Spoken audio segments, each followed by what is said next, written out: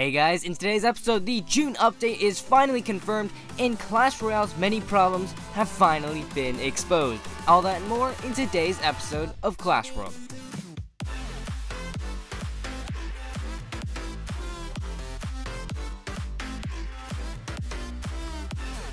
Hey guys, it's Roy here, and welcome back to another episode of Clash Royale. In this weekly show, we take a look at the most recent announcements from the Clash Royale team, the hottest topics in CR esports, as well as what's going on in the community. Then, we'll finish off the episode by breaking down the meta and featuring my off-meta deck of the week. If you're enjoying Clash Royale, then please leave a like, subscribe, and hit that bell to get notified for every video that comes out. And with that out of the way, let's get right into the first section, new in the arena.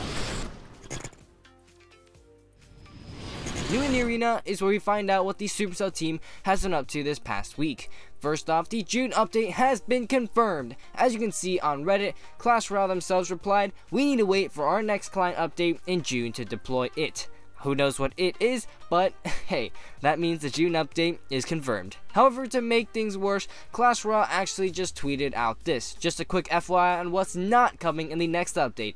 Heroes, donating legendary cards, custom tower abilities, tournament revamp, King's Tower +1 level cap, and much more. Dang it, Supercell had to ruin it for me. I really thought the next update would be either a tournament revamp or a hero update. However, still really excited to see what Supercell has in store for us. Despite not coming next update, Opegate Studios have leaked footage of the heroes. Now, while I don't think this is 100% accurate, I'm sure there will be something similar when they are finally released in the game. Now, I'm not going to be doing any esports coverage in today's video as there really just isn't too much going on. So, now let's check out the rising rumors. Boy, do we have a lot to cover today.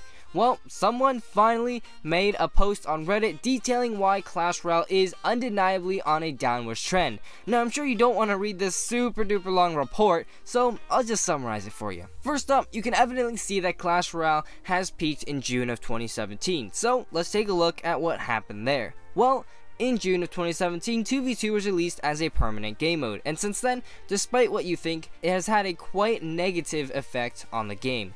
Number 1. Trophy deflation. As less people are playing ladder and more people are playing 2v2, there were less trophies going around the ladder system, so it became so much harder to push higher in trophies. Number 2. Overleveling.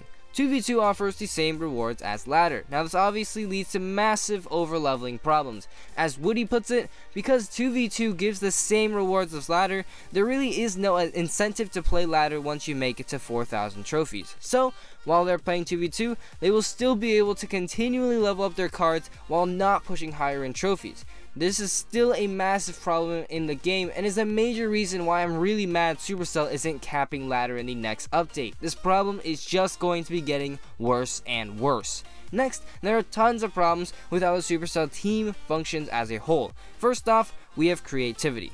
When Clash Royale came out, the team worked really hard and we could always get a new feature every 2 to 3 weeks, but this is not a sustainable business model as soon there'd just be way too many features and way too many cards. So, as Supercell slowed down their updates, obviously our expectations for the updates would rise, but this has definitely not been the case for the last few updates. They've really just not met our expectations and they've taken way too long. Rascals are essentially a reskin of Knight and Archers. Clan Wars are basically a glorified version of ladder. As Woody says, this is one of many examples of the fact that Clash Royale is clearly running out of ideas, which is really concerning me because I know that they are capable of so much more based on what we have seen in the past. Next, we have communications and transparency. As you know, it's paramount for game developers to consistently stay active with their community and listen to their ideas.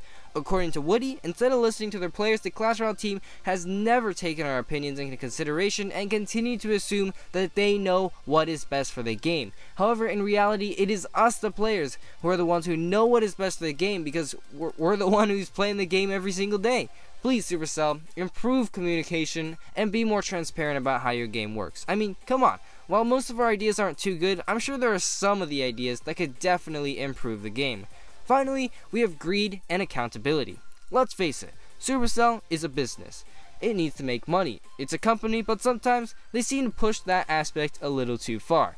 In fact, it's become really clear that Supercell care more about profit than the community or actually improving the game. Just as a quick example, they took away gems from arena pack offers. Why? Those things now have like literally no value at all.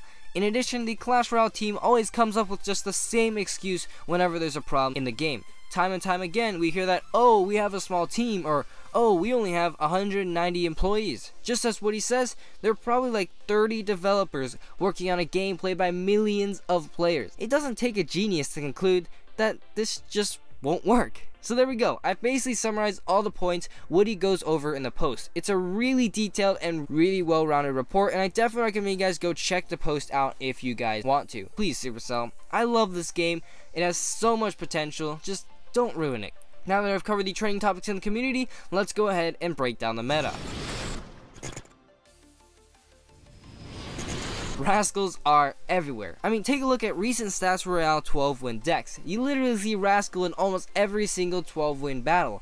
Other than that, the meta is somewhat more diverse than before. However, still, popular decks include bait, and bait. Either log bait, poison bait, fireball bait, rocket bait. Pretty much every deck runs this bait technique. I'm not complaining about it. I mean, pretty much everything needs it, but just wanted to point that out. So that's the current meta for you guys, and now let's check out the off-meta deck of the week.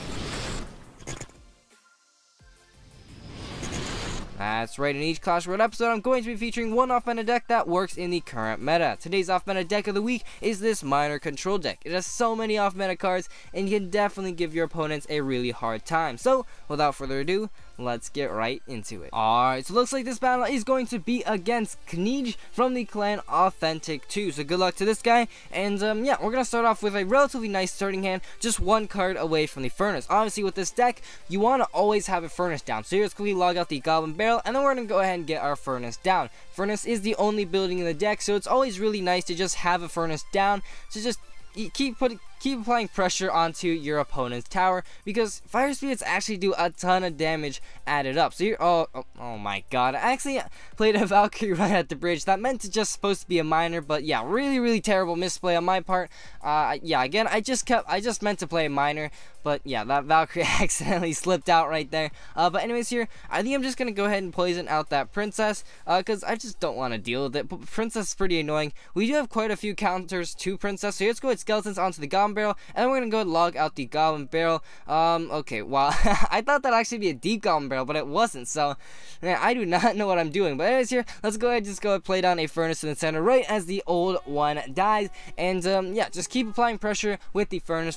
Fire Spirits always force out a response, and yeah, if not, that's gonna be so much damage onto your opponent's tower. So anyways, here, I think we're just gonna go and send in a miner right here. He's gonna use an Inferno Tower just to defend a Furnace. So let's go in with a miner right here. I think we're gonna be facing a bait deck right here. So here, let's go ahead and get a nice poison onto those minions right there. Poison getting really good value. I actually don't think I even needed that. Fire Spirits probably would have taken out the minion horde. But anyways, this Fire Spirits will hopefully get some damage onto the tower, and oh no, the princess took it out just in the nick of time. But anyways, we're gonna go in with a Flying Machine. Flying Machine's really good at sniping out those princesses. So there we go, princess goes down, and the Flying Machine will be getting a few hits onto the tower, which is always really nice. Here, once again, we're gonna be logging out that miner and the Goblin Barrel, and we're gonna go ahead and play our Furnace once again in the center, apply some more pressure, and force another card out of him. So here, let's see here, he's just gonna keep playing that Inferno Tower. I don't know what he's doing, but yeah, it's going with a miner. He probably has Goblin Gang, so okay, yep, there's a Goblin Gang, so we're just gonna go ahead and poison that out.